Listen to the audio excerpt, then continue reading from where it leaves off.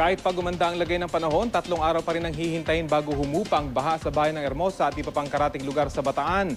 Dahil din sa baha, wala pa rin pasok ang mga eskwelahan doon ngayong araw. Mula sa Hermosa, Bataan, may ulat on the spot si June Veneracion. June?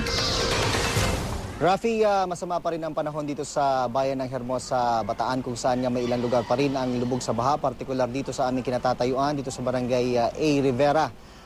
Pero kung tutuusin, ang mga pag-ulan na nararanasan natin ngayon ay hindi nagasing lakas kung ikukumpara sa mga naranasang pag-ulan ng mga nakaraang araw. Kaya naman makikita rin nyo sa aking likuran ay dahan-dahan na rin humuhupa ang level ng baha sa mga lansangan. At kapag gumanda-ganda na yung panahon, Rafi, ay naasahan ng mga taga rito na tatagal pa ng 3 araw bago tuluyan ngang mawala yung baha sa kanilang mga bakuran, sa kanilang mga kalsada.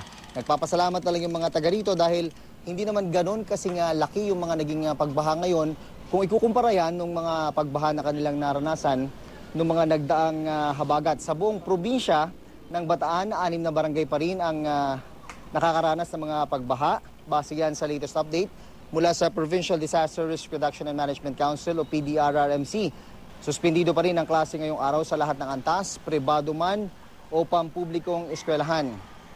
Samantala, update lang tayo, Rafi, tungkol dun sa isang bata na nalunod.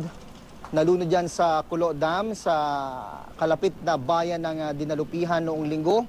Ang sabi ng PDRRMC ay suspendido muna ang kanilang search and rescue operation para sa nawawalang bata na yan dahil ang sabi nila ay napakalakas ng current doon ngayon sa area kung saan dapat target ng search and rescue operation.